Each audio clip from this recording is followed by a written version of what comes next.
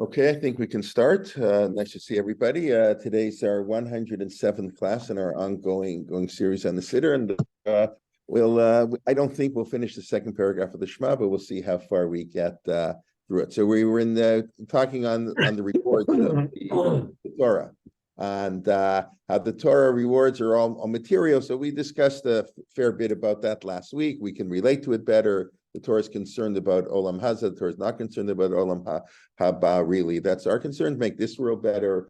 It's a means to an end, as the Rambam says. I just want to pick up on a couple themes of that, and then we'll discuss what the problem, we'll see the problem of asafta teganecha, gathering in your grain. So I just want to point out one thing I forgot to mention last week. I just think is very interesting, and I don't know if I saw this somewhere. I'm making this up on my own, but either way, you'll tell me if you like it or not. And the whole idea of water, rain in its proper time. So we know water is a metaphor for Torah. Like the idea that we lane every Monday and Thursday is because it says in the Torah, they went for 3 days and they didn't have any water. You can't live more than 3 days without water. And ein mayim el Torah, water is Torah, so you can't live if you don't have Torah for 3 days. And that the sages sort of took that as an idea for public Torah reading. You have to have the Jewish community as a community has to read the Torah, and therefore we can never go more than 3 days. So water, obviously in the context, water here means water. It's going to rain. It doesn't mean Torah. But still, the idea of water is connected. But really, moreover, related to us, perhaps, is that, of course, the opening verses of the Torah. Of Aretz hayta tohu vavohu, the world was emptiness, nothingness. Baruch Elohim merachef al pnei hamayim, and the sort of the the Ruach Elohim, I don't know how to translate that. God's presence was hovering over the water. So somehow water, it almost sounds like water predates creation. I was actually listening. We have we started a few months ago a podcast. J.J. Kimchi, who's really excellent. He's a graduate student at Harvard doing a postdoctoral fellowship at Harvard, did his doctorate at Harvard. So he interviews fascinating people. So he just did an interview with Noah Feldman, professor at Harvard. So he was talking about, how the difference between Greek and Jewish thinkers a lot had to do with how the world came into being. We sort of take it as a premise that the world was created ex nihilo, that there came something out of nothing. There was absolutely nothing, and God created something. And the Greeks believed that the world was eternal. The Rambam, I don't know famously, but the Rambam, for those who know it, it's famous. The Rambam in the Moreh Nevuchim writes that had he been convinced that the Greeks were right, in other words, philosophically and based on reason, had he thought that the Greeks were right, that the world was eternal, he would have reinterpreted the beginning of the Torah. The Torah Bereshit doesn't have to be interpreted. There was nothing and there was something, because this pasuk, Ruach Elohim merachef al pnei hamayim, there was nothing. Tohu vavohu. What was there when there was tohu vavohu? There was God in the water. Like it almost sounds like there was something beforehand. But I don't know. I thought perhaps there is a connection for the Shema, Vaya im shamoa, natati matar tzechem, to the notion of the matar that we have at the beginning of the Torah. I don't know. Make of it what you think, and maybe you don't think much of it. But I just wanted to throw out that idea.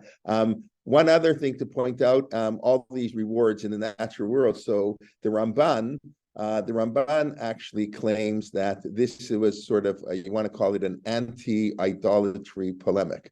That's something the Rambam does a lot. You don't hear that in the Ramban very much. In other words, we know the ancients all believed in the sun god, the gods of nature. Ra was the Egyptian sun god.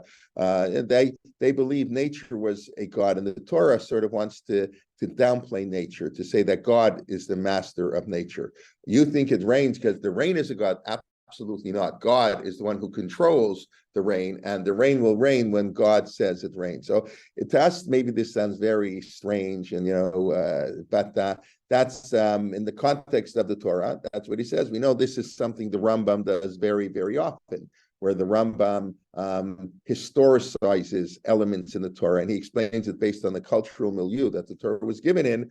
So we have lots of laws. Most famously, probably is the korbanot, where the Rambam says ideally korbanot That's not an ideal way to worship God. That's what to kill animals and slaughter and throw blood on the altar. That's not what we want. The ideal way is through either prayer or better philosophy, the study of Torah. The Rambam considered the study of philosophy to be the highest level. But what can you do in the age that the Torah was given? We didn't have any choice, so the Torah had to do this. This the Rambam says a lot, and the Ramban generally attacks the Rambam for saying things because it historicizes the Torah. It doesn't make the Torah into the permanent book that we think it might be. But be that as it may, I think it is interesting. Clearly, you have that, and that's the Ramban says here that that's a way to show that God maybe here it's not talking so much just idolaters. Many Jews presumably believe that nature was a god. This idea I think I first came across in Leon Kass's book. I mentioned his book before, Genesis, the beginning of wisdom. A couple of years ago, he published on Shmot. What's it called, Shmot, the emergence of a nation or something. Really fantastic. I find the books really enlightening. He comes from he grew up totally with zero interest. He was a professor at the University of Chicago, and around the age of 40, I don't know, like Rabbi Akiva or so, but around the age of 40, he became interested in Torah, and he became really quite an expert. And because of his perspective and his background, I don't believe he's fully observant, although I think he's much more observant than he used to be. I know some of his kids do live in Israel, and I believe he lives in Israel now part of the year. He's probably in his 80s, I'm sure. Anyway, so in his book, so he talks about that this, in creation, the sun is on day 4. Which of course doesn't make any sense if the vegetation's on day 3, because you can't have vegetation without the sun. But this is one of the messages here, which the Torah is downplaying the importance of the sun. In the ancient world, the sun was everything, and the Torah wants to say, no, God is everything. God creates the sun, God creates everything. The sun, it can wait till day 4. So this idea that, which to us, I think is sort of, we take this as almost simplistic, I would think, that God is the master of nature, but that's because certain ideas, Judaism has had such an impact on the world that some ideas that we consider normal and so basic were revolutionary in its time. Okay, but be that as it may, that's part of the reason. But because most people are bothered that the Torah's reward seems too mundane, too materialistic. But obviously, the Torah thought otherwise, and the Torah puts the rewards in a very plain and a very practical way. That's what the Torah is about. Okay. So we were talking last week how also this is what normal people can relate to, and how we said many times, or we discussed how the Torah is written for normal people. The Torah is not written for the elite. It's from the water carrier to the woodcutter, and the Torah is meant for everybody. I think today, I mentioned last week, I believe, we do have very much of an elitist attitude. It's the truth of the matter. That's what the Hasidic movement was. The Hasidic movement was really a social critique of what we called the Mitnagdis. It wasn't called Mitnagdim then, about the sort of world that said that the main function of a Jew is to learn Torah, which is obviously an elitist idea, and the Vilna Gaon, that whole world, very much an elitist world. And the Hasidim said, no, it's for everybody. Just daven a little bit, be attached to the Rebbe, sing, eat, have joy. And that was very popular. The people liked that much more than the austere way of the Mitnagdim. So it was a sort of a very popular movement, and I think we have that in the Torah. We have this balance, I guess, between the elitism of the few of the rabbinic leaders, whatever you want to call it, and the masses. But the Torah is meant for the masses, and this is also part of Vaya im Shemo. Okay, so now I want to raise, I think, something that's relative. I don't know. I assume. Let me ask. Maybe it's not. It's never fair. It's always hard to know. But how many people have studied inside the debate between Rabbi Yishmael and Rabbi Shimon Bar Yochai on how much a Jew is supposed to learn and how much a Jew is supposed to work? Sort of the classic, I think it's the classic piece when they discuss Kolalim. I'm just curious, are people study the Gemara? Okay, so Susan, where's the Gemara? You want to recount the Gemara? You know where it is. I don't hear you. You're muted. You're muted. I studied it with my rabbi, not necessarily from the Gemara. Just talk about that. I remember him saying how Rabbi Grumblad, Zerchano Levracha, used to say that Rabbi Shimon Bar Yochai said that if you're the one doing the V'yasafta, then Torah might tahei aleha. What's going to happen with Torah? Right. And that, okay. Other people, good, very good. So you muted yourself again. I'm sorry. Yeah. Okay. Anybody else see that Gemara? Anybody know the contradiction to that Gemara, the conclusion of that Gemara? We'll take a quick look. People, I never don't, if everybody knows it, whatever. But okay, let's go through it quickly, maybe not so quickly. And even if you have learned it, review. I'm a big believer in review. And let's go. Let's take a look. Here we go. Okay, so this is a Gemara in the 6th parak of Brachot. The 6th parak of Brachot is actually the first of the first. It takes till chapter 6 till we talk about Brachot. Chapters 1, 2, and 3 in Brachot, the opening tractate of the Talmud, talk about Kriyat Shema, which we're doing now. Talk about the laws of Kriyat Shema, and chapters 4 and 5 talk about the Amidah. Although there are brachot there, but the Gemara never spells out what the brachos are. The Gemara never says Ava Rabba Yotzer Morat. The Gemara never spells out what the 18 or 19 blessings are. The Gemara makes reference Avot, the Gemara, but there's no spelling out. None of that is mentioned. But anyways, the first 5 chapters talk about Kriyat Shema and the Amida, and chapter 6 finally talks about Ketzad Mevarchim al Haperot. What bracha do you make on fruit, on vegetables, on etc. And that's what we call bracha, and it's really only one chapter. Chapter 7 is Birchat Hamazon, V'chalta v'savata uberachta, okay?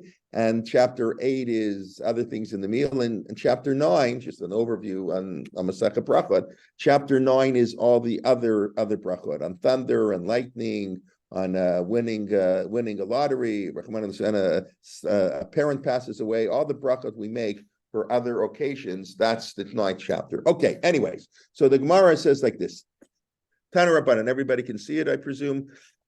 You should gather in your grain. What does it teach us? So the Gemara says, the Gemara is bothered. We have a verse that says in Yoshua, Lo Yamush Sefer Torah Zamipicha, the Torah should never depart from your lips. Can that verse be interpreted literally? Talmud Lomar, Basafta Deganecha. You should gather in your grain. Hanhek behem min hag derech eretz. Do normal. Do the way of the world. Derech eretz.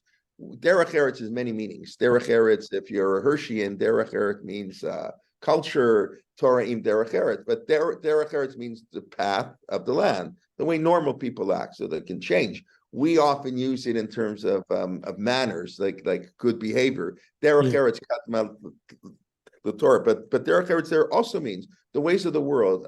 Torah has to be within the world. The purpose of Torah is to enhance our existence in the world. It's not to be separate from the world. Like when Avram says, "Ulayesh chamishim tzadikim betocha ir." The Ibn Ezra's comment that betocha ir, if they are sitting in somewhere, have no influence or unrelated to the city, they go into who knows where. That's not. They have no influence. They're not related. So you have to do normal. You have to be normal. Means normal. So what's normal? Normal is you go to work 9 to 5, or I don't know whatever normal is. Farmer. That also changes. Now you notice he doesn't really answer the problem. In other words, why should Vahasavta Deganecha be more important from Lo Yamush Sefer Torah Mipicha? In other words, he says, it says I should have Torah on my lips 24/7. Lo Yam, it should never depart from my lips.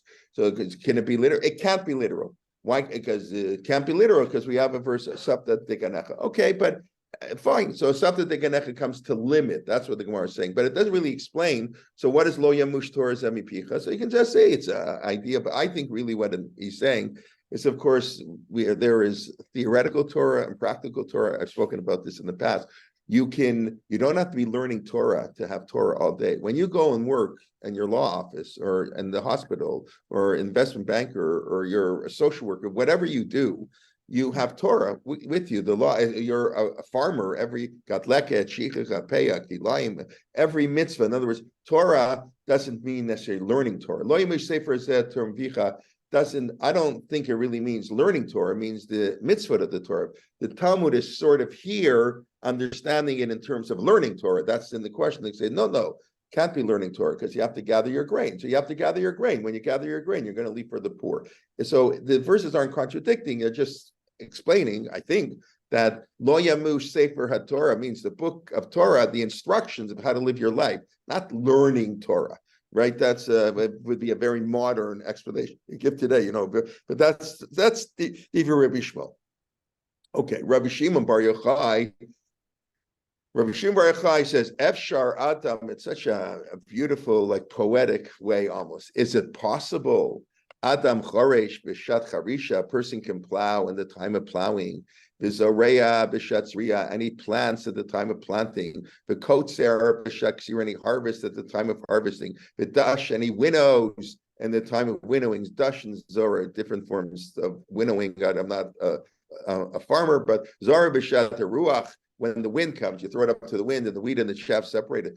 Torah Mati Aleha. Susan, this is what Rabbi Grumbach was saying. What will come of Torah? Cannot be. Ella Bisman Yisrael when the Jewish people are behaving, they're doing the will of God. They don't have to work. Other people will work for them. Melachtam Nasar Alidechem Shenemar Vamduzarim quotes a verse. Bisman She'ein Yisrael when the Jewish people are not doing what God wants. Then it says Vasafta Deganecha. Not only that, if you don't do the will of God, v'lo what? Even more. You'll have to do other people's work. You'll have to work for your enemies. So this is quite an argument. It's also almost impossible to understand what Rav Shimon Bar Yochai is saying. Why is what Rav Shimon Bar Yochai is saying next to impossible to understand? I think I mentioned last week. Because in Bereshis it says, Sheshus Yamim Tavo. Okay, so first of all, you're giving one thing. The whole Torah, people are obviously working. I mean, there's all the mitzvot relate to farmer. I mean, the whole Torah, right? What do you mean? It's goes against the whole Torah. What else? That's for sure. What else? What else intrinsically is what he's saying makes it extremely difficult? We're going to try to explain him, but what makes it extremely difficult? Susan? Make the Asaf to the Ganecha sound like a curse. Right. How can Vasavta Deganecha is a blessing? Vaya im shamoa, if you listen, el mitzvotai, that I command you to love God, it'll rain in its time, and Vasavta Deganecha, and you'll gather in your grain and the corn and the wine. Beautiful. This is the greatest blessing. So how in the world can Rav Shimon Bar Yochai turn a blessing into a curse? So I really think this is an extremely powerful question. It is a very powerful question. And the truth of the matter, we don't follow, as we're going to see in a moment. Jewish law does not accept the view of Rav Shimon Bar Yochai, at least for 99% of the people. But nonetheless, it's very hard what he's saying. Nonetheless, so there are answers. I mean, I looked around. I've asked a lot of people this question, and nobody, I didn't really think about it. People, it's kind of amazing how you don't think about this, because like how can you learn it and not think about it? But that's the problem. When we learn Gemara, nobody actually picks up a Tanakh and actually opens up, even though we say this twice a day, still nobody actually thinks about it. They just think over. Rav Shimon Bar Yochai says a person should learn all day, and if you don't, if you're worthy, you're going to learn all day, and people are going to do your work for you, and they'll give you money, and you don't have to do anything. And we know there are people who like this approach, and if you're not, then you got to work. It's a curse to work. It's terrible. A nebuch has to work, and you're going to have to do other people who are good. But it's against the basic verse in the Chumash. Besides, as David points out, it's against the whole concept of the Chumash, the whole concept of working. So the Marsha claims that I don't really understand this answer, but the Marsha says that Rav Shimon there's a difference between being good and being great and being phenomenal. So when we're good, okay, we're good. But if we're really, the Torah is talking for average people. Average people, they're good. They do what they have to do, so they're going to work. But Rav Shimon Bar Yochai said, no, there's an elite class. There's the people who are tzaddikim gemurim, and because that's when a person's a total tzaddik, then where it's have lo yamush Torahs and bipicha.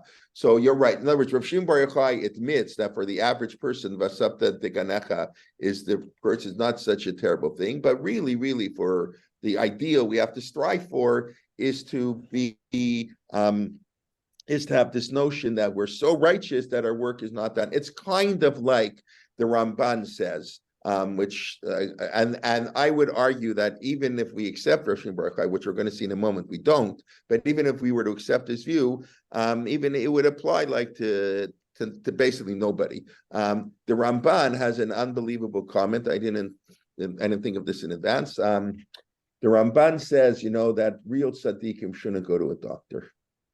It's not right. You ain't go to a doctor. You pray to God. God's going to Rifeinu Hashem b'nei Rafa Hosheinu b'nei Bashea. What are you going to doctor for? So we know this is like, what are you nuts?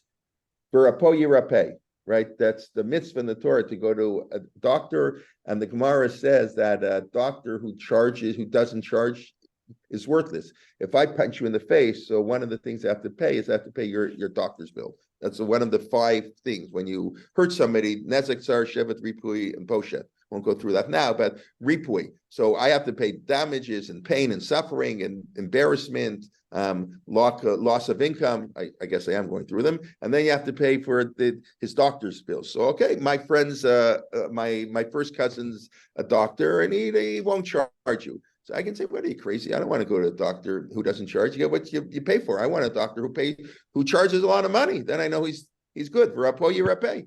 And so what in the world is the Ramban talking about? So the Ramban says the Torah is for normal people. That's what I find, this part I like. Torah is for normal people. Then you have the Vilna Gaon, or I don't know, Rabbi Akiva, I don't know who you have. The Rambam, even though the Rambam for sure wouldn't hold by this. The Rambam would for sure say you have to go to a doctor. But it's for people like that. So they're on a level where they don't go to doctors, but it's not normal. So okay, this idea I think is not so radical crazy. It's a little bit unusual, and it's like, but I don't know if there's anybody alive who would qualify. It's like when Rav Lichtenstein talked about the Rambam writes that this is connected to like learning. So we know Shevet Levi was the Shevet that was set aside to be the teachers and the learners. So the Rambam in Hilchot Shemitah v'Yovel writes that anybody can join Shevet Levi. Anybody who wants to can join Shevet Levi. That's very common today, people say.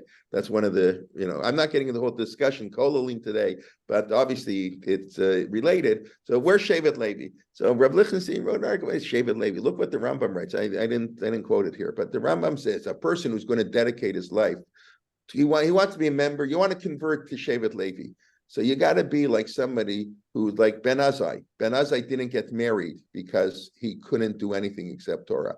I got to change a diaper, go shopping, clean that out of your mind, carpool. I can only learn Torah. So the Rambam writes, Ben Azai is ein biyado avon. The Rambam writes that somebody who's like Ben Azai, he's so dedicated to Torah, he can't even get married. He's not normal. He can't live a normal life. The Rambam doesn't say it's a good thing. It's not a good thing. It's just that there are some people who are nuts. I hate to say it, who are crazy. And okay, so we have to deal with them too. So he's crazy at least for a nice thing. He's crazy, wants to learn Torah. It was Ben Azai, I think, is the one who said, it's Ben Azai. That's what Ben Azai says. Anybody who doesn't have kids is if he's a murderer. So his colleague said to him, "What are you crazy? You you're saying a nice teaching. You don't have kids. What are you saying? You deserve to die. So what can I do? Nafshi chashka b'Torah. I can't help myself. Okay, you can't help yourself. What can you do? We have this principle in Halakha, anus, someone who can't help himself. I don't want to get into it, but you can apply this to homosexuality. I mean, it has a lot of, how do you apply this principle that anus rachmana patre, somebody who is forced, God, the merciful one. It's very interesting what we knew there is for God. Anus, you're forced. So God has mercy on you. Anus rachmana patre, not HaKadosh Baruch Hu, Hashem, Elohim. One who is forced, he can't help it. So Ben Azai was, what can I do? I can't learn. So as Rav Soloveitchik explained, okay, why do we have kids? So we have kids, but there's one of the factors that it's a mitzvah to have kids to conquer the world, a family, beautiful. pass on our Judaism. But part of having kids is to teach Torah. So one who teach Vishinantan Levanecha, Elu Talmidecha. When you teach Torah, your students are like your kids. So Ben Azai almost had kids. He didn't have biological kids, so that's what it's better to have biological kids if you can. But at least he's doing something. He's doing something in the realm. So that's why the Rambam writes, Ein biyado avon. It's not a good thing, but you have Mishagayim like this. So that's like Rav Shimon Bar Yochai is like, I don't mean it in a negative. There are people like that. Yeah, I understand. I mean, some people don't like when you say things like this, but Rav Shimon Bar Yochai lived in a cave for 12 years. He's not going to have he's not hanheg behem min hag derech eretz. It's interesting. Rabbi Yishmael says, do derech eretz. Rav Shimon Bar Yochai argues. What do you mean he argues? No, don't do derech eretz. Obviously, that's what he's arguing on. Rav Shimon said, Rabbi Yishmael said, hanheg behem min hag derech eretz. Do the ways of normal. And Rav Shimon Bar Yochai said, no. It means something else. What's going to happen to Torah? Somebody who lives in a cave for 12 years is not hanheg behem min hag derech eretz. Maybe he had to live in a cave. It's good reasons. Okay, whatever he did. And we know when he came out. Sorry.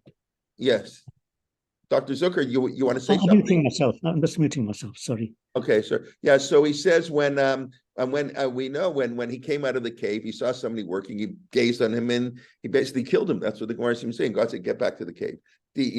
What's the word? Decompress for a year. So it's not surprising that this is Rav Shimon Bar Yochai. So, but that's how but it's against what it says in the Torah. So not against. We know the Torah is multifaceted, has many levels. So 99% of the way we should interpret the Torah is a Saptadeganech of normal people. It's a nice curse. But for those people who are tzaddikim, murmur, if everybody's on such a level, okay, for them, we need people that who don't work. Every society, we need scientists. We need people who spend their life studying Torah, and other people pay for them. That's what we need, and we need that in Torah too. And the truth of the matter is, let's get back to what the Gemara concludes. So we have this argument. Okay, very nice. So Rabbi Shmuel, so who do we follow? I mean, so it's obvious who we follow. But the Gemara then makes a fascinating comment. The Gemara says, Amar Abaye. By the way, what's the relationship between Abaye and Rav Shimon Bar Yochai? They never met, that we know. How far apart did they live? Anybody want to tell me? I know people when they study Talmud, they don't do these things, but it enhances your understanding, right? Amar Abaye. So Abaye is a fourth generation Amora. Rav Shimon Bar Yochai is like the fourth generation of the Tanaim. It means they're like 200 years apart. Rav Shimon Bar Yochai is living this middle of the 2nd century, right? And Abaye is living in the 4th century. And of course, Rav Shimon Bar Yochai and Rabbi Shmuel are both living in Israel. And Abaye is living in Babel, Abaye and Rabbi. So 200 years later, Abaye makes a comment. In other words, let's do an experiment. I mean, if you think about it, in other words, we now have a perspective. We have this debate from 200 years ago between two of the greatest titans of Jewish learning, Rabbi Shmuel and Rav Shimon Bar Yochai, two of our greatest Tanaim. Should a person be exclusively focused on learning? And remember, Rav Shimon Bar Yochai, the way it's presented for everybody. Can a person farm? Can a person plow? He's not saying for the elite. I've been talking about this concept of Rav Shimon for the elite, but it seems like Rav Shimon Bar Yochai is saying this for everybody. Could it be you're going to farm? What's going to happen to Torah? It's a curse that you have to farm. That you have to realize. Rav Shimon Bar Yochai is not saying this for the elite. The Gemara says, Harbe Yasu Rabbi Yishmael. Many people followed the approach of Rabbi Yishmael. Normal, derech eretz. They went to work. They went to Shir Shabbos afternoon, maybe Daf Yomi before they went to work to be anachronistic. Valtabi Adam, it was great. They were successful. Baruch Hashem. They raised observant kids. They made a living. They gave tzedakah. Beautiful. Rabbi Shimon, many people follow the approach of Rav Shimon Bar Yochai. They're going to learn all day, and many will grow on trees. The government will pay for us. Who knows? Other people will pay. But lo al tabi adam, it wasn't good. It was a disaster, because the Gemara in Kiddushin says whoever doesn't teach their kid a trade, that's the Gemara says. You don't teach your kid a trade. You teach him how to be a thief. So the Gemara says. The Gemara says, really? The Gemara says, yes, really. Because if a guy can't earn a living, he's going to steal. Unfortunately, we've seen this truth of this Gemara many, many times. If you don't have a means of support, so you cut corners and you do worse. So that's the conclusion of the Gemara here, that Harbe Yasu Rabbi Yishmael is great. To follow Rabbi Shimon Bar Yochai is no good. So what the Marsha and others people say, and this is what I was just talking about, Harbe, when many do like Rabbi Shimon Bar Yochai, it's no good. But the Gemara leaves open the possibility ma'at. If a few people do like Rabbi Shimon Bar Yochai, that's okay. Maybe not. Maybe that's ideal. Maybe that's fantastic, right? It's Rabbi is making a comment. He's just telling us, we've had 200 years of this, and we've had people learning all day, and we be farmers. The people learn. It just wasn't good. It didn't work out at all. And but the people who did derech eretz, that worked out at all. But presumably that's what the commentaries say. He says with many do, but there are some people, absolutely. That's what I'm saying. The Torah, even though the Torah is for the masses, but there's an element of the Torah. We have to, this part doesn't apply to me. This part, yes, if normal people go to a doctor, but the Ramban says we are on such a level, like unbelievable. So you pray to God. So we don't have that. I mean, Rav Chananya Ben Dosa, the Gemara in Bracha says that when he would daven, he would know how successful he would be. Right? The Gemara says that in the end of the 5th chapter in Bracha, he says that, but that's not normal. You could just pray and you heal people. Okay, so that's here. Now we have a contradictory Gemara. Let's just talk about what I mean a contradicting Gemara. So we did this Gemara once before, but like I say, I love review. Review is the most important part of learning. A while ago, and okay, the Gemara is talking about the lechem hapanim. The Gemara is talking about that. They kept 12 loaves of bread. What do we call it in English? Showbread.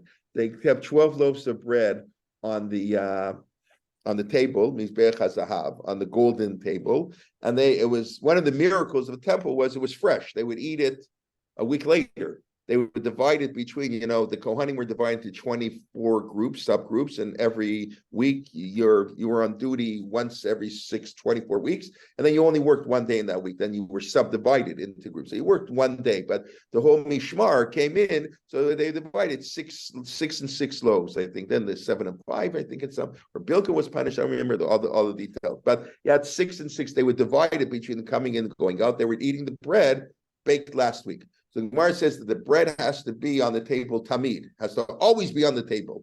What do you mean? But you take it off to eat it, so it's not on the table. So you have to replace it while you're putting on. So there's a whole discussion. How do you do that? So some say, no, you don't. But it doesn't mean. It just means here. Sileka the Yeshana Lashachri, the Siddur, the Chadash Arbi, Mekaklum. Doesn't mean always. Always doesn't mean always. It's an expression. So you can take off the old bread in the morning, and the table's empty until they bake the new bread is 8 hours later. No problem. Ein bekach klum. That's an ela mi miyamani mekayim lefanai tamid shelo yalin shochan. You shouldn't go a whole day. Yeah, we don't go a whole day without Torah. It shouldn't sleep.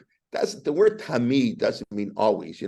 Always. It's not. Okay. So the Gemara, based on that, says, we learn from here. Even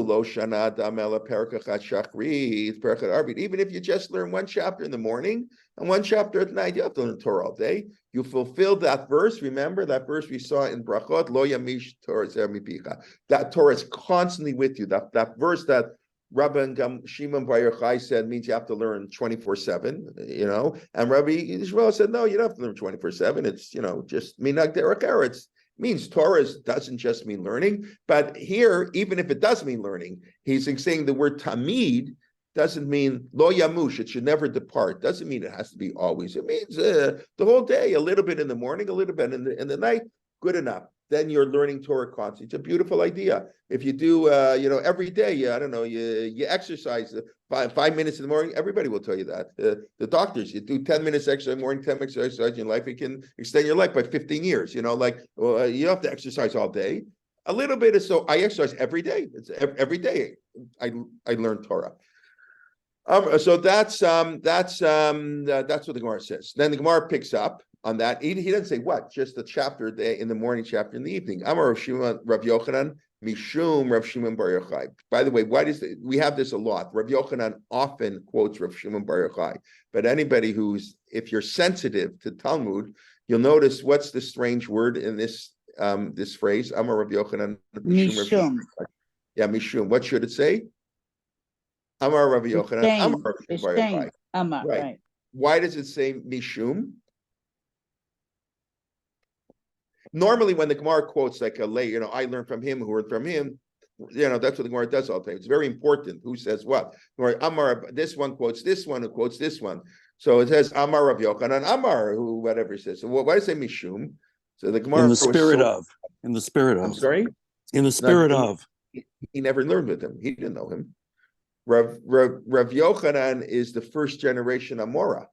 Abai said the fourth generation. There's two generations between Rav Shimon Bar Yochai and Rav Yochanan. Rav Yochanan is living already the end of the third century, mainly. End of the second, in the third century. Rav Shimon Bar Yochai died much earlier. So he heard in the name of. Rav Yochanan apparently was a student, but he didn't learn directly from him. If he learns directly, it's Amar.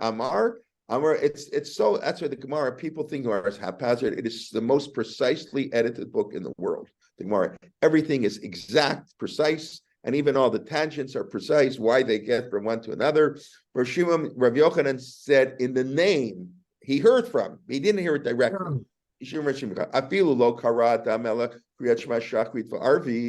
Even if a person only read Shema in the morning and the evening, he fulfills the pasuk lo yamush. So hold on a second. This is Rav Shimon Bar Yochai. Rav Shimon Bar Yochai, lo yamush, good enough. Torah never parts. Kriyat Shema in the morning, Kriyat Shema at night. What about the Gemara in Brachot? He was the one who said, lo yamush, what's going to happen to Torah? You got to learn Torah all day. Let the other two work for you. But the Varza Asur Lamro, we quoted this before, but you're not allowed to tell people this because, people won't learn so much. Tell them. You can't tell Amei Aretz this. So obviously, I assume nobody hears an Am Aretz, and therefore I tell you all this, that you don't want to tell people, to have an excuse. And I think this is such a beautiful psychological argument. And Rava says, that's Abaye's, contemporary, Abaye Rava, like Abaye over there said many did like this, so it's the same period. Rava mitzvah lomro. This is an argument in psychology. Do you tell people the easy way because then maybe they'll do it? If you make it too hard, they're going to drop out of the whole system. Or no, don't want to give them the easy way out. You want to, it's not good. It's a fascinating argument. Whether you shouldn't tell somebody that they can fill the Torah, they can learn Torah constantly by saying Shema in the morning and the evening. But yeah, it's true. Rav Shimon Bar Yochai says that's true, but don't tell anybody. And Rabbi says, tell everybody. You want everybody to learn Torah day and night. Okay. And then the Gemara says, Shal ben Dama ben Achato shel Rabbi Yishmael. So ben Dama, the nephew, right, his sister's son, ben Achato, asked Rabbi Yishmael, Kagonani, I know everything. I learned the whole Torah. It's quite a statement. Maybe that's part of the problem here. I learned. Have you heard of him? How many people have heard of Ben Dama? Well, can you quote anything else he said in the Gemara? I think if you know the whole Torah, it'd be in the Gemara on every page. You don't hear from him. No. Anyways, Ben Dama, he says, Uncle Yishmael, I learned the whole Torah. I know everything. Well, I want to study Greek wisdom. Hanukkah is coming next week. I want to study Hellenistic philosophy. I want to read Plato. I want to read Aristotle. I want to be a Maimonidean and predate the Rambam, and I'm going to study Aristotle. Kara lav. So Rabbi Yishmael says, "Ooh, lo yamush Torah zemi picha." The Torah can never depart from your knife, your mouth. Now the Gemara finally quotes the second half of the verse. The Gemara assumed you know it. You should engage in it day and night, 24/7. So I'll tell you what. I'll tell you what. Say but go out and see. When is there a time that's not night and not day? That's when you can learn Greek wisdom. This is an amazing thing. Is he saying this? So the question is, what does he mean? Is there a time that's not day and not night? Is this like a joke? I put that energy because I kid you not, some people say he told him it's okay to learn Ben Hashmashot. Ben Hashmashot is when it's not day and it's not night. That period that we bring in Shabbos early, but we end Shabbos late, where we're not sure if it's a day or night because the sun has set, but it isn't dark. So Bein Hashmashot said that's okay because it's not Yom, not Laila, or just look. I mean, give me a break. Means you can't ever learn Greek wisdom because now you can't learn Yom Laila means obviously day and night, but that's kind of an interesting discussion. So the question is, they contradict each other. Rabbi Shmuel says, yeah, Lo Yamush means you got to learn Torah day and night. You can't even, maybe at twilight, maybe you can learn, maybe not. And Rabbi Shimon Bar Yochai says, beautiful, just say Shema. He doesn't say whether it's a mitzvah to tell people. He does. It's Rav Yochanan who's saying, I'm not sure. Maybe he is saying it's forbidden to say that. And Rava says it's a mitzvah to say that. So who wants to resolve these contradictions? How do we resolve this? So the first thing I'll say, it's a complex issue. How do you balance life? Basically, what are they discussing? They're discussing an issue every one of us here faces. How do you balance? And today it's much harder. Today, for better or for worse, it's so expensive. For worse, really, it's so expensive to be an observant Jew, especially to be a modern Orthodox Jew, is ridiculously expensive because they want to go to the best schools with the accelerated, and for the kids not good, and the good science lab, and the good gym, and a beautiful campus, and that's $35,000. And then they have to go to Israel for the year or two, and then they have to go to camp for $10,000, and they need tennis lessons and swimming lessons. And it's like impossible to live. So you got to be a lawyer to work 90 hours a week to make $350,000, and your wife has to work making 150 or vice versa, whatever. That's otherwise you can't live as an Orthodox Jew. So when are you going to learn Torah Matei? I think we shouldn't dismiss Rav Shimon Bar Yochai, Torah Matei. Person's going to work 90 hours a week, and he's going to be this, and going to partner Torah Matei. That's we have to think about that. But it's a complex issue. We're dealing with a very complex issue. How do you balance the necessities of the Torah? So I just before we try to resolve the contradiction, what's going on here? Obviously, we're dealing with a very complex issue. And, people sometimes have different opinions. One time you say this, one time you say that. And you can live with the contradiction. Okay, maybe Rav Shimon Bar Yochai. Okay, let's try to resolve it. So anybody, any ideas? Anybody want to say something? Okay, I stumped you or I lost you. I don't know which one. Okay, so I would say like this. So Rav Shimon Bar Yochai, we sort of, I think, alluded to it. So Rav Shimon Bar Yochai himself knows, even though in the Gemara in Brachot, it sounds like he's saying it for everybody. When you put together the Gemara in Menachot, Rav Shimon Bar Yochai is saying, listen, normal people say Shema. That's all you have to do. Rav Shimon Bar Yochai is talking to people who can go to a cave and learn Torah for 12 years, whatever. He's talking for the elite of the elite. Ideally, it's what the Maharsha was saying before. In an ideal, for certain, though, I don't know, whatever percentage, a half of 1%, it's not 20% of the population. Like it's like maybe 1/10 of 1%, the way it used to be. 1/50th of 1%. How many people learned in Kollel in Europe before the war? 2,000 people, like in the whole all of Europe. Whatever, it's nothing. So whatever. So. For certain people, but and in Menachot, he's talking normal people. Now, Rav Shimon Bar Yochai, and that now makes sense. He's one said, but let's not publicize this. Of course, it's better to do more, but strictly speaking, you fulfill the mitzvah of Talmud Torah just a little bit in the morning. You don't even have to learn Torah. He's saying Rav Yossi, I think he was the one who said everybody has to do a parak boker, parak be'er, a chapter. Sounds like you're learning something new. Rav Shimon Bar Yochai, I say, you don't even learn something, just every day, just repeat Shema. That's the second step. I could say you have to learn a little in the morning, a little in the evening. You have to learn something new. Rav Shimon Bar Yochai is saying, no, you don't even have to learn something new. Just say Shema, morning, evening, good, you're finished, your exam. So I think he's not so hard to resolve, even though in Brachot he sounds wow. But put it together with Menachot, he understands for normal people, which is what really the Gemara says. In other words, he would accept Harbe Yasuk Rabbi Shmuel. Works, but Harbe Rabbi Yochanan doesn't work. Harbe Rabbi Shimon Bar Yochai doesn't work. But how do we understand Rabbi Shmuel? What happened to Rabbi Shmuel? He in Brachot he says be normal and Hegbem Derech Eretz, and all of a sudden he's telling his nephew, you forget it, you can't learn. You got a day and night. No. So here also, I don't think it's so hard. I think it's easier to resolve maybe. So first of all, it's what I alluded to. When some knacker tells you he knows the whole Torah, like get out of here, go. You know nothing. Somebody who can he goes to Uncle Yishmael. He says, I know everything. I know I never heard of this guy before. Who is he? And he knows the whole Torah. He knows the whole Torah. So it's like when somebody says you know the whole Torah, you tell the person learn Torah all day.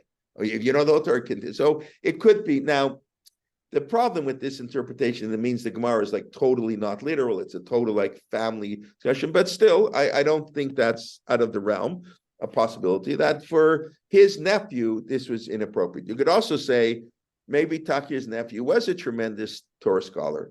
And he's saying, for tremendous Torah scholars, Rabbi Shema, Harbe Yasuk, Rabbi Shimon Bar Yochai, but when Ma'at, Rabbi Shema also agrees. Some people, most people is derech eretz. There's some exceptions. So my nephew, who you have the ability to learn the entire Torah, even if you don't know the whole Torah yet, but obviously you think you do. Wow, you're an amazing guy.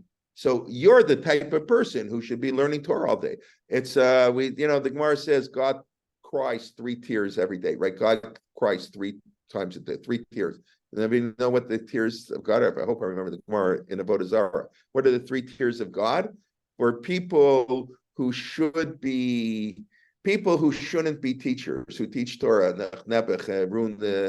don't have to tell you, got the bad teacher. What are they doing learning? The wrong rabbi. Oh my God, what a disaster. That's 1 tier. And then the second tier is for people who should be rabbis, who should be teachers, and they're working on Wall Street. Oh my God, what are you wasting your life away? Let somebody else work on Wall Street. You have the ability to be this great rabbi, this great leader, this great teacher. You're sitting on Wall Street. No. So that's the second tier, of course. And the commentaries say the first one displaces the second one. In other words, if you hire somebody unqualified, so somebody qualified won't be hired. So you got to go to work on Wall Street or wherever. I assume he's a qualified person. Okay. And the third tier is for a communal leader who is too harsh on our community. So there are some people who have to be learning Torah all day. So somebody says, I know the whole Torah code all day, whether it's a little bit of hubris or it's even an accurate description. So for you, I'm going to say Lo Yamush Torah Picha means 100% of the time. And for everybody else on Haglam Derech Eretz. That's another possibility. It's who he was talking to, which is sort of related to what I said before. And the third possibility is, of course, Greek wisdom. And of course, with Hanukkah coming up next week, I think it's a beautiful, a nice segue. The Gemara had problems specifically with Greek wisdom, perhaps. Now, what exactly Greek wisdom means, it's not for now. First of all, I didn't prepare that enough, so I am not. I really have to look into it more. I forget the whole discussion what Chachma Yavanit is, but there's something like it's not the same as studying like medicine or whatever. So, and it could be with the Greeks and this. Remember, Rav Shimon Bar Yochai. It's it's after the story of Hanukkah, but it's there the nervousness of Hellenism. So it could be his question wasn't whether I could go to work. His question wasn't I can be a doctor. His question was, can I study Chachma Yavani? No.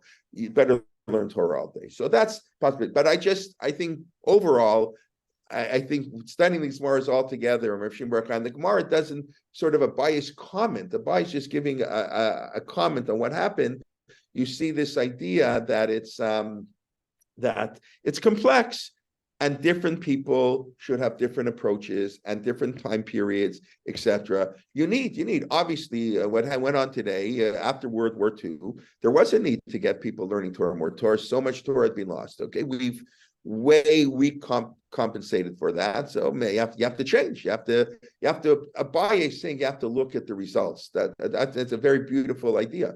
Abaye saying a very modern idea. Experiment. You have a debate. Let's see if we can experiment. Often you have that often in the Gemara. Gemara's a debate. Well, why don't you why don't you test it out? The problem is you often can't test it out. But here's a perfect example. We have somebody says, you have a Jewish day school. You want every kid to go learn in yeshiva and kollel, or you want some kids to go to Ivy League schools or YU or whatever, go where Brooklyn College, I don't know, wherever people go. So let's do an experiment and let's see what works better. So, okay. So, modern Orthodoxy has been around for depends how you define it. I'll say it's been around forever, but let's say the version we have, the Rav Soloveitchik version has been around less than 100 years, because Rav Soloveitchik was the first person to come to America. They could do both. The Hirschian version has been around less than 200 years.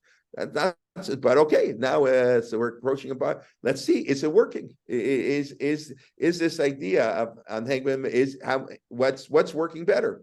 So the truth, I'm not here to be a sociologist, but you'll see there's strengths and weaknesses in each society. So what we should do is take the strengths of each.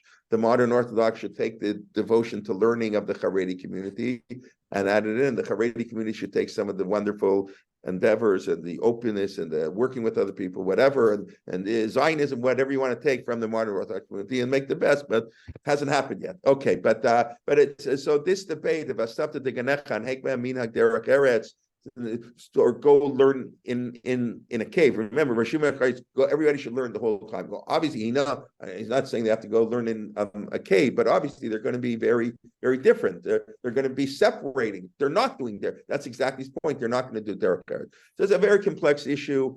I don't know. I hope whatever, but it's a very important issue. And so every day when you say Basapta de Ganecha, let's just Basapta de Ganecha is a blessing. It's clear. It's without a doubt.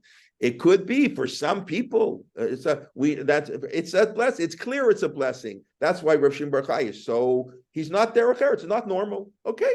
Some parts of the Torah don't apply to everybody. I mean, I don't know how to. It's not like it's a prohibition in the Torah that you're not allowed or you must work. I mean, I guess Rabbi Yeshua is saying not that you have to work. It's just it's a blessing if you work. By the way, that verse. And let's go back here. Actually, let me go back here just to show you. Right. What I think it's here. So Rabbi Yochanan says the next piece is right. But yeah. Opliga the Rav Shmuel Bar Nachmani. So this view that Rabbi Shmuel told his nephew, got to learn all day, that argues the Amar Rav Shmuel Bar Nachmani Amar Rav Yonatan. By the way, Rav Shmuel Bar Nachmani Amar Rav Yonatan is this week's Parsha. He's the person in Masechet Shabbat 55b, I think it is 56a, around there. He's the one who says. Anybody who says that Reuven sinned is making a mistake. Reuven didn't sleep with Bilhah, he just moved the beds around. Everybody who says David sinned, he's making a mistake. Everybody, and he goes through all these mistakes we have. No, you're wrong. He's like, he's covering up for all our rabbis. It's always Rav Shmuel Bar Nachmani, Amar, and there's Amar, it's not the Mishum. Rav Shmuel Bar Nachmani was a student of Rav Yonatan, not Rav Yochanan. But of course, it's very important to point out that's not the case. In other words, when he whitewashed, he's not whitewashing it. He's making it worse. Because when he says Reuven didn't really sleep with Bilhah, Reuven just moved the bed of Bilhah to be with with Leah, whatever, be with whatever. He moved the beds around so not to embarrass his mother. So when he did that, that's all he did. And yet the Torah says he slept with her. So what he's saying, even when you don't do a terrible sin, the Torah calls it a terrible sin. In other words, he didn't do what he said. He didn't really sleep with her. It wasn't mamish, like sleeping with your father's wife. That would be terrible. That's like a death penalty. It wasn't really that. But nonetheless, the Torah considers it to be like that. He's not whitewashing. He's not saying that. He's saying even when a great person does something not so terrible, it's terrible. I mean, understand? So anyway, but it's Rav Shimon Bar Nachmani, Rav Yonatan, figure ties into this week's Parsha, what Reuven did wrong, David Melech, the whole thing. He always says, no, they didn't do what the Torah says they did. By the way, other people disagree with him. And the same thing, because you'll often hear, whoever says David sinned, didn't really sin, don't understand. But it's not true exactly, because, I mean, that's only half the piece. The other rabbis disagree with him. Say, no, Reuven slept with Bilhah. That's what it says in the Chumash. Okay. Anyways, he says, Pasuk zeh eino chova v'lo mitzvah. This verse that the Torah should never depart from you, it's not a commandment, and it's not a mitzvah. It's a bracha, it's a blessing. You'll be blessed that you can engage in Torah. So forget the whole discussion. This verse has nothing to do with our obligations. It has to do with if we're blessed, which is Vaya im Shamoa, will be blessed. It's not a mitzvah you're obligated to it. Maybe on some level, you have to support your family. But the Torah in this context, it's a bracha. The pasuk zeh is a bracha. Ra'ah Kadosh Baruch Hu et Yoshua Chavivim. Okay, so that's interesting. It's neither a bracha nor a mitzvah or a chova. Okay, it's getting late. So that's it. We spent the whole shiur pretty much on Vasapta Deganecha. We spoke a little bit about rain, the rewards for rain at the beginning of the Torah. Rain, water is Torah. That be connected why the Torah gives us the material rewards of rain so much. And we said the Ramban, this could be a way to place down nature. The ancients and perhaps other Jews in the ancient world would worship nature. And therefore the Torah wants to say, no, God controls nature, just like God put the sun on the fourth day, not so important. We can have vegetation without the sun. If God wants vegetation without the sun, I'm not talking scientifically, but that's the message of the Torah. God tells you what grows. Don't give me all the nature stuff. Of course, we believe in nature. It's both. It's, again, this inherent tension. Obviously, we believe in nature. And the world works. You're not allowed to rely on God. We work by nature. But the idea is that you have to realize God does control nature. So you have to understand it. And then we spoke about what Vasapta Deganecha in the Torah. It's clearly a blessing. And that's Rabbi Shmuel's view. It's very beautiful. That's normal. Derech Eretz that you should learn Torah day and night. Learn Torah day and night. So it doesn't mean to learn Torah day and night. It means engage. When you work in business, there's also Torah, how you apply the Torah. And it doesn't mean it literally. You can put it a little in the morning, a little in the evening. And it doesn't even mean it's a mitzvah. It just means it's a blessing. You'll be blessed to be engaged in Torah. And Rabbi Shema Bar Yochai said, no, don't do Derech Eretz. That's not. Derech Eretz is for most people. Rabbi Shema Bar Yochai admits in Menachot, most people say Shema in the morning, afternoon. That's good enough. But for the elite, no. The work's not for you. If you're really good, if you're really great, you'll marry a rich father-in-law. You'll marry a girl. You know what I mean. And you'll have someone who supports you if you're really worthy. But that's just for the elite of the elite. And we understand why someone like Rav Shimon Bar Yochai would say this. And Rabbi says, Rav Shimon Bar Yochai is great, important. We need a few of those. But no. The mass. If this becomes a mass movement, we're in big trouble. The way to do is Derech Eretz, the approach of Rabbi Shmuel. I don't think I said any chidushim today, but hopefully I just went over to see the sources in the Gemara. These issues that we struggle with today are old issues. We've been struggling with them for 2,000 years, and it's important to see the perspective. And I think it's important to see the contradictions even. You can resolve them however you want. Yeah, maybe Greek wisdom isn't right. Or Rabbi Shmuel's he's also agreeing. In other words, they're not disagreeing so much. Rabbi Shmuel's also agreeing a few. But the contradiction just brings out the point, the tension between learning Torah and working, which is a beautiful tension that we have to, because both are very important. Yes, and Torah, there's Torah to learn Torah, but those who can't or shouldn't, I would say, who shouldn't be, 99.9% people who shouldn't be learning Torah all day, who should be working, so they can do Torah and be a Kiddush Hashem, how they work in their law office, in the hospital, in their wherever they're doing in their business, and how they treat the employees, and they charge fairly, and they don't cheat. Wow, that's Torah too. So you have to work that out. Okay, I see there are a number of questions, I think. Let's quickly go, because can this water metaphor also apply to those who control the Hashem and natural resource for their personal advantage? I'm not sure what you mean by that. Can this water metaphor? I mean, Israel doesn't have a lot of water. We're dependent on water. We can talk about that next week. Actually, please God, next week I think we'll talk about Al Hanisim, the part we didn't do last year. It's Hanukkah next Friday. So we'll. But anyways, maybe. I'm not sure what you mean. If you want to explain yourself, I'm sorry. Hold on. They assembled in public spaces to trade, as it was in these busting centers. They're being uneducated, found opportunities to learn. Yeah.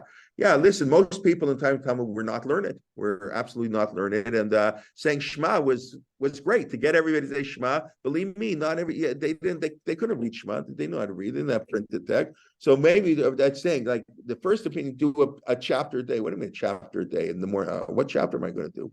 So Rabbi Shema, say Shema. You say it every day. You'll know it by heart. That's good enough, right? So that's it. Farmers came. They thought they went to the shir on Shabbos afternoon. That's how they learned. Hashem gave us 3 crowns. The third is Torah, but the 4th crown is the best crown. Beketer Shem Tov Ole Al Gabehem, the crown of a good name. And sometimes people learning Torah all day, especially with things, if it's too much, it actually creates a bad name for people. It creates a bad name. People look down on it. So that's another broader discussion. But Shlosh Ktarim Heim, Keter Kuna, Keter Malchut, the Keter Torah, the Keter Shem Tov Oleo Kapeim, the crown of a good name. That's the most important crown. So thank you for that comment. Any link to the sources? No, my sources are what I share. I don't. That's not for me. I'm a different generation. I have in my life made them occasionally, but anyways, we store them. We need more teacher. Okay, and we engage in the necessary efforts. Thank you, performing our due diligence. Yeah, that's correct. Ultimately, it is God, that balance. How about using extreme? Okay, thank you. Thank you again for pointing out after last week being pointed out we don't. What did I say? Anyway, it should be anyway, right? No tefillin in a brown paper bag. Please correct my English.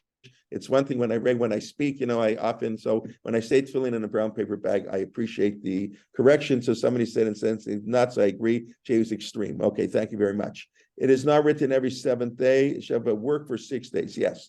That's the question. Is it really an obligation?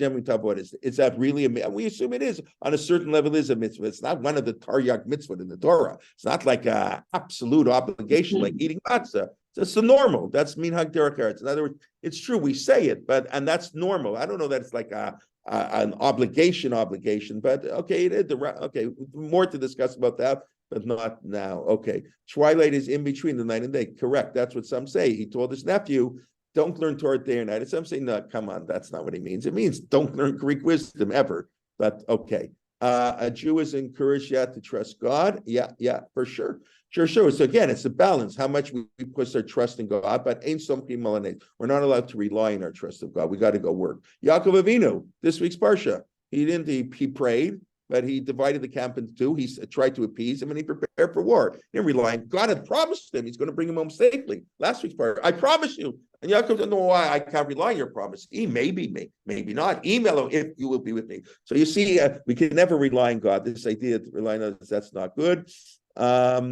Yes, okay. I see you have a lot of comments. Okay, without the wisdom of Torah, the Torah gives us our great wisdom for sure.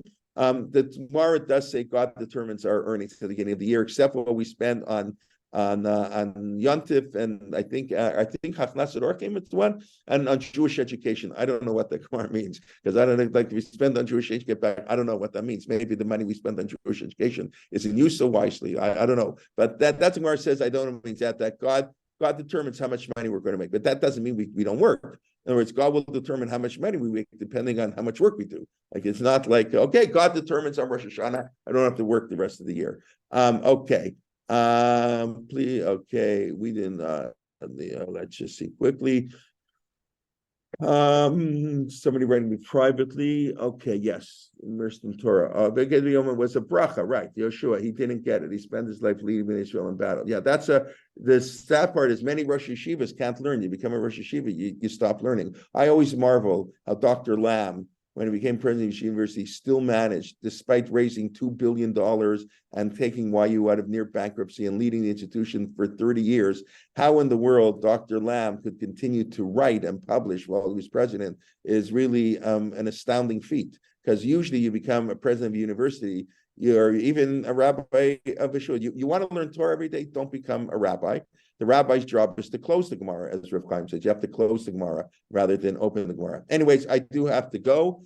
And okay, thank you very much. Please, if you haven't yet, register for our Hanukkah program. That, of course, is on Sunday, 10 speakers. I'm not even one of them. 10 speakers, a half an hour each, 9:15 Eastern time till 2:30. Really should be what other better way to prepare for Hanukkah. And bring your own sufganiyot, okay? Not and everybody be well. So obviously, Rabbi Liebtag and Benny Gesundheit, doctors who normally teach on Sundays, both of them will be giving half an hour shiurim, but they won't be giving obviously regular shiurim. So anyways, let everybody a Shabbat Shalom, and please God, we'll see you during next. I won't be in class on Monday. I'll be in Ottawa. We're having the Washington rally is coming to Ottawa this week, so Monday. So we're going. So I'll probably miss Dr. Shapiro's class. I'll be back on the bus, please God, from Ottawa. But hopefully see you during the week. And next Friday, please God, we can talk about Hanukkah. And everybody have a Shabbat Shalom and be from Israel. Shabbat Shalom. Thank you. Thank you very much. Shabbat Shalom. Well, everybody. Shalom. Shabbat Shalom. Bye bye. Thank you. Thank you.